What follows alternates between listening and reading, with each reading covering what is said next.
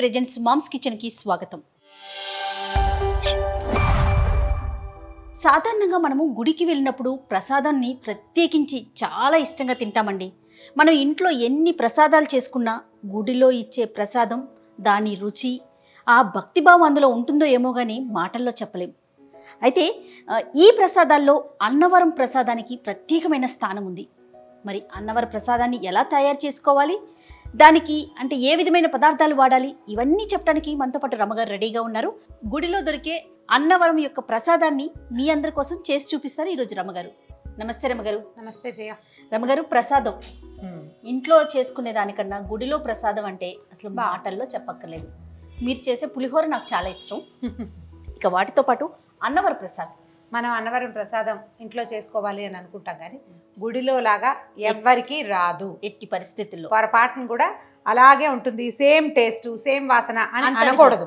గుడిలో లాంటి ప్రసాదం అలా అది ఎట్లా చేస్తారో కాస్త అటు ఇటుగా దానికి దగ్గరగా అదే గోధుమ రవ్వ. నేను అదే చెప్పాను రమ్మగారు, గుడిలో లాంటి ప్రసాదం అన్నాను. రైట్, ఏంటంటే పదార్థాలు ఏమేం కావాలి చెప్పండి ఒక్కసారి. పదార్థాలు చెప్దాం. గోధుమ రవ్వ, ఈ సాధారణంగా మనం ఉప్మా చేసుకునే రవ్వ కాకుండా కొంచెం బరకగా ఉంటుంది చూడు, పెద్ద రవ్వ, లావు రవ్వ, బన్సీ రవ్వ అంటారు, బరగ్గా ఉండే రవ్వ. అయితే దీనికి ఏంటంటే నెయ్యి, బెల్లము, పంచదార రెండు వేస్తే బాగుంటుంది. ఆ పాకంలాగా వస్తుంది కదా, అది వస్తుంది. అన్నవరంలో అయితే పూర్తి పంచదారే వాడుతున్నారు. ఇటీవల కాలంలోనే నేను అది చూశాను కూడా, పూర్తి పంచదారే వాడుతున్నారు. మనం రెండు వేసుకుందాం. ఒక రంగు వస్తుంది కదా ముదురు రంగు, ఆ రంగు కోసం రెండు. తర్వాత అన్నవరం ప్రసాదంలో జీడిపప్పు కానీ కిస్మిస్ కానీ వెయ్యరు. వాళ్ళు వేసేది కేవలం ఏలక పొడి మాత్రమే. అందులో ఎక్కడా తగలదు. తిరుపతి లడ్డూల్లో మనకి రకరకాలు తగులుతాయి, ఇవి వెయ్యరనమాట. కాకపోతే మనం ఇళ్లలో చేసుకునేటప్పుడు ప్రసాదం చేసుకుంటున్నామంటే జీడిపప్పు, కిస్మిస్ వేసుకుంటాం.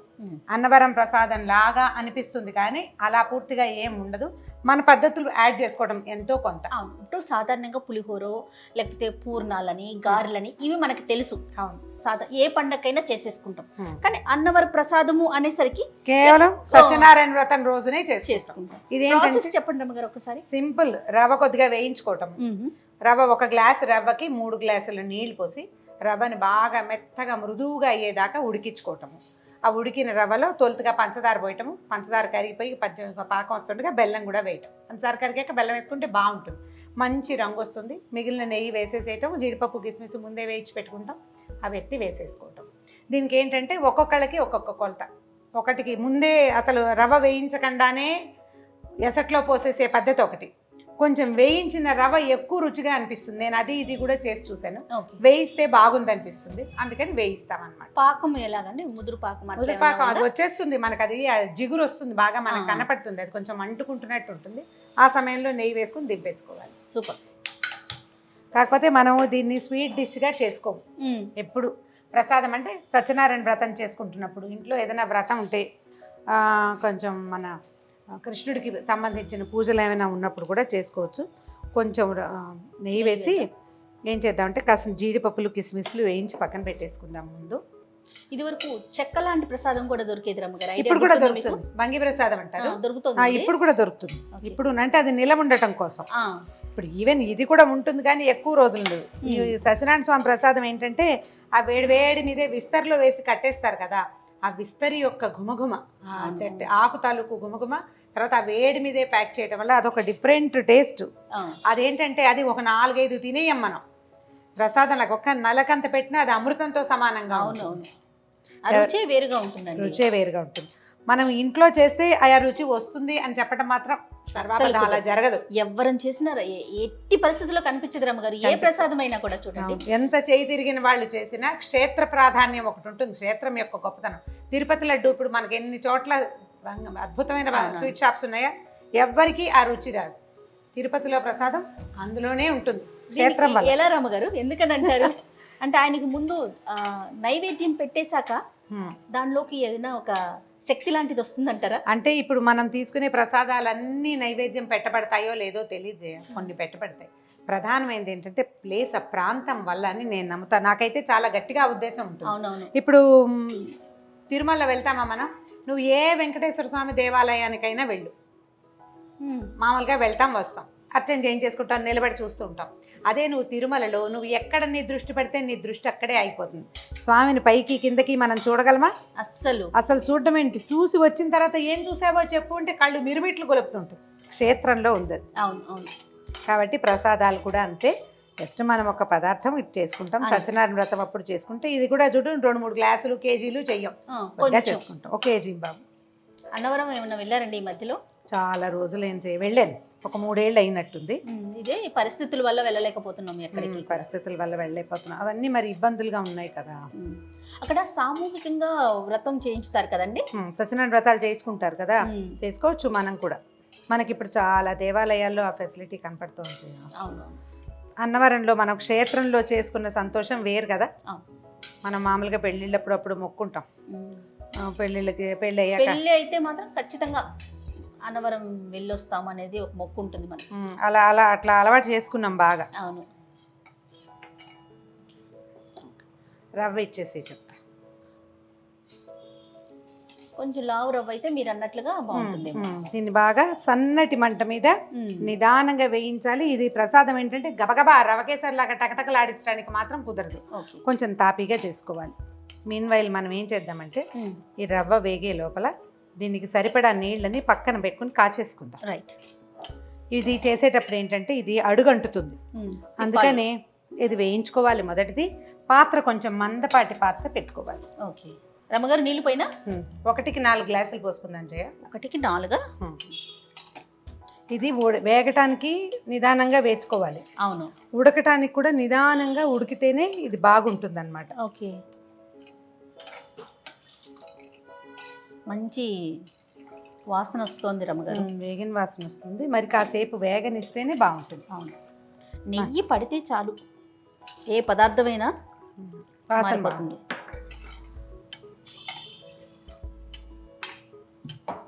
స్టవ్ ఆన్ చేసి తక్కువ చేయనండి, పర్వాలేదా? పర్వాలేదు. పూర్తిగా వేగిపోయింది చూసావా, మంచి బ్రౌన్ కలర్ వచ్చింది. అవునవును. స్టవ్ ఆపేసేద్దాం. మనమేమో ఆ గిన్నె పెట్టుకున్నాం కదా, ఏం చేద్దామంటే ఆ గిన్నెని దీని మీదకి షిఫ్ట్ చేసుకుందాం. ఓకే.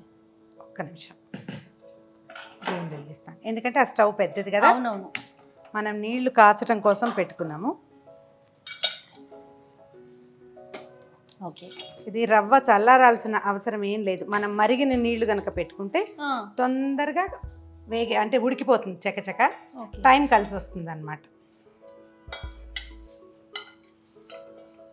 ఇది చల్లటి నీళ్ళల్లో వేసుకోకూడదు ఎప్పుడు కూడా. రవ్వల్ని మనం కాగిన నీళ్ళల్లో, మరుగుతున్న నీళ్ళల్లో కనుక వేస్తే అవి తెరులుతూ ఉండాలి అట్లా.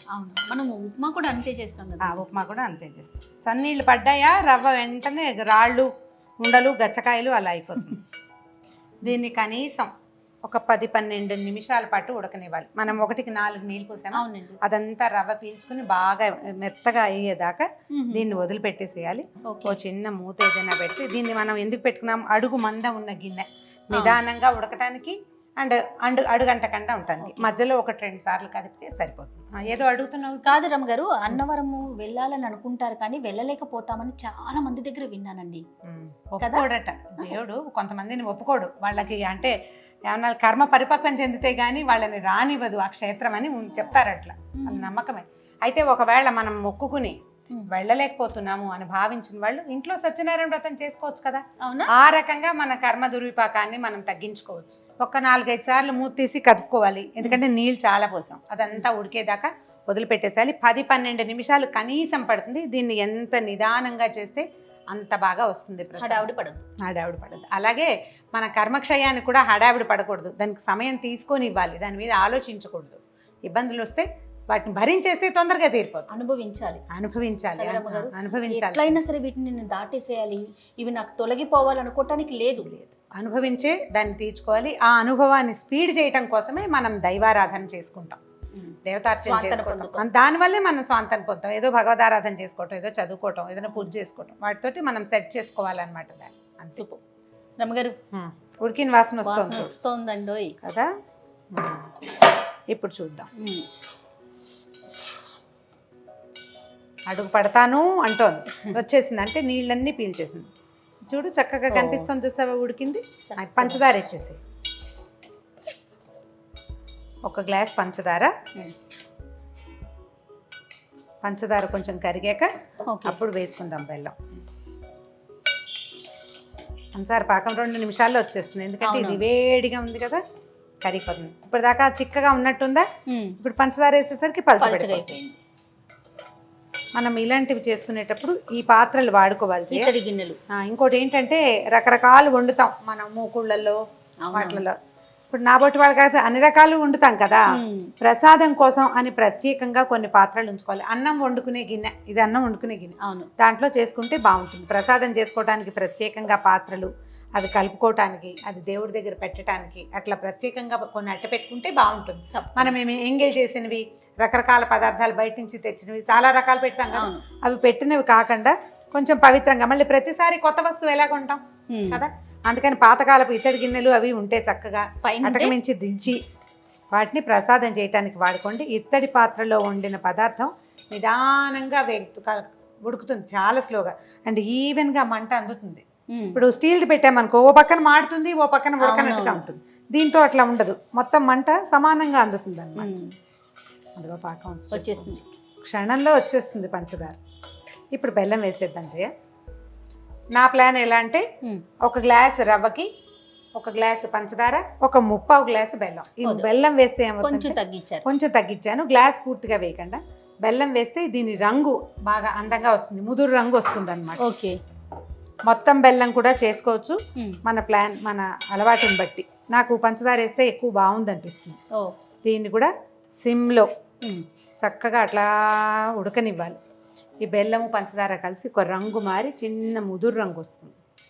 నీకు దేవాలయంలో ప్రసాదం ఏంటంటే అక్కడ ఉండేటువంటి పాత్రలు, ఆ కింద ఉన్నటువంటి మంట, వాటన్నిటి వల్ల బాగా ఎక్కువ ముదురు రంగు వస్తుంది.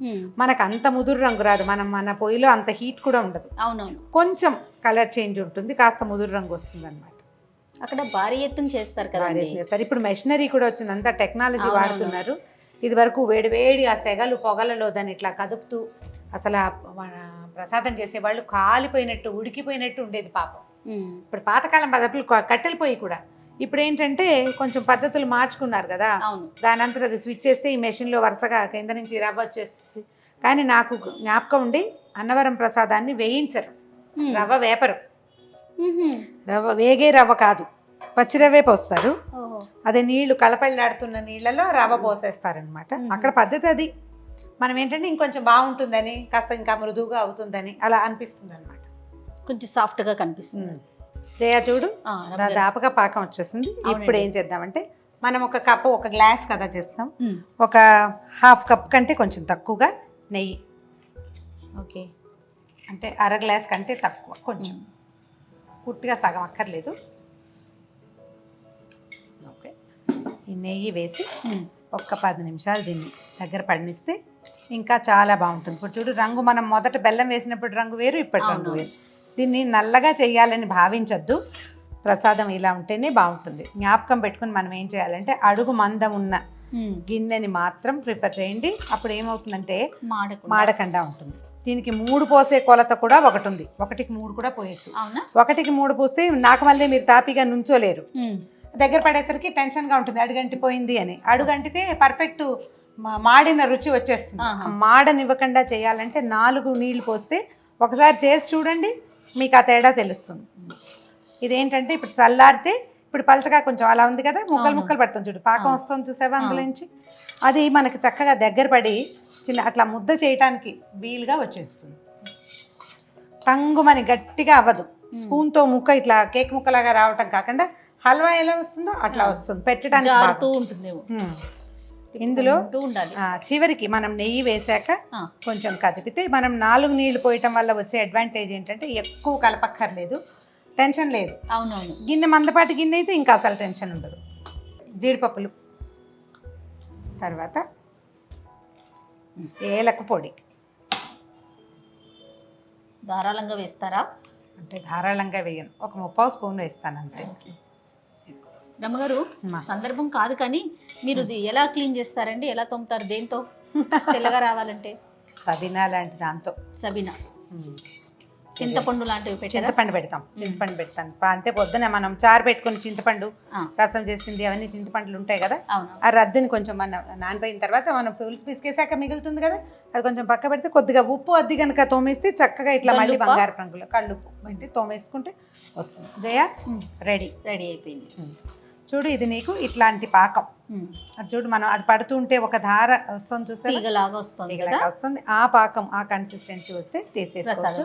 ఇప్పుడు ఇది మనం కదుపుతుంటే గిన్నెకి అడుగున అంటకుండా పాత్రలోంచి అలాగా బయటకు వచ్చేయాలి. అది తీయని వాసన అనిపిస్తుంది రమ్మగారు. మరి బెల్లం పంచదార వేశారు కదా, ఎన్ని పడి సత్యనారాయణ స్వామి వచ్చేసాడు సిద్ధంగా ఉన్నాడు అనిపిస్తుంది. దీన్ని ఏంటంటే మనం నైవేద్యం పెట్టుకునేటప్పుడు ఏం చేయాలి, గిన్నెలోంచి ఈ పాత్రతోటే కాకుండా మనం ఎక్కువ చేసామనుకో ఇంకా ఆ పాత్రతోటే పెడతారు. ఇట్లా ఒక గ్లాసు 2 గ్లాసులే చేసుకుంటే పళ్ళెల్లో ఒక విస్తరాకు కానీ అరిటాకు కానీ పరిచి దాని మీద ఇది వేసేసి చక్కగా పైన మళ్ళీ కొంచెం నెయ్యి వేసి ప్రసాదం పెట్టడము. అంటే నైవేద్యానికి ఒక స్పూన్ మళ్ళీ నెయ్యి వేయటం, 2 అరటిపళ్ళు చెక్కు తీసి చక్కగా 2 పక్కల పెట్టి నైవేద్యం చేస్తే అరటిపండుతో సహా కూడా నైవేద్యం పెట్టుకుంటాం అన్నమాట.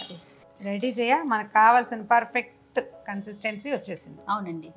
పళ్ళెంలో పెట్టుకుందామా? పళ్ళెం కాదండి, ఇందాక మీరు ఏం చెప్పారు, అరిటాకు కానీ అన్నారు కదా, అందుకని అరిటాకు ప్రత్యేకించి ఇప్పుడు మళ్ళీ పంపించి మరీ తెప్పించాను. సరే, ఖచ్చితంగా ఆ ఫీల్ రావాలని. మీరు వేడి వేడి అన్నం కానీ ప్రసాదం కానీ అరిటాకులో వడ్డించుకుని తినండి. దాని రుచి, దాని వాసన, అది ఇచ్చే సంతోషం, భోజనం చేసిన తృప్తి ఇంక ఏ పదార్థము ఇవ్వదు మీకు.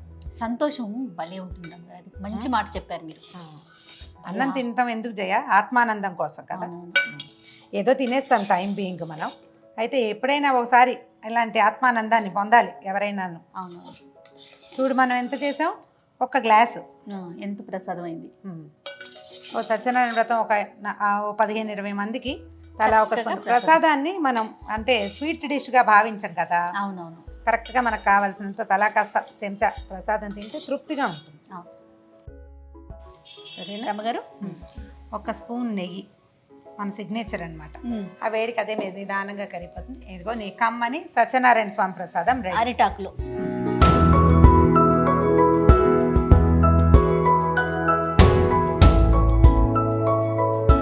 చూస్తుంటేనే ఎప్పుడెప్పుడు నోట్లో వేసుకుందామా అనిపించేస్తుంది, కానీ ప్రసాదం ఆ ఫీల్ రాకూడదు, భక్తిభావంతో తినాలి. థ్యాంక్ యూ అండి, థ్యాంక్ యూ. పచ్చకర్పూరం వేసుకోవచ్చు మీకు అలవాటు ఉంటే. నేను ఇప్పుడు అదే అడుగుదామను. పచ్చకర్పూరం ఒక ప్రాక్టీస్ అలవాటు ఉండాలి, అందరికీ నచ్చదు అది. అవునవును. ఒక చిటికెడు పచ్చకర్పూరాన్ని యాడ్ చేస్తే ఫ్లేవర్, ఇంకా కొంచెం అంటే దేవాలయపు భావన హెచ్చుగా వస్తుంది దాంతో. అన్నవరం సత్యనారాయణ స్వామి వారి ప్రసాదం ఎంత సింపుల్ కదా, చేసుకోవటము సులభే, అలానే టేస్ట్ కూడా చాలా బాగుంటుంది. డెఫినెట్గా మీరంతా కూడా ట్రై చేయండి. అలానే మీకు తెలిసిన రెసిపీస్ని కామెంట్ రూపంలో మాకు తెలియచేయండి. ఇక ఈ వీడియో కనుక మీకు నచ్చినట్లయితే లైక్ చేయండి, షేర్ చేయండి.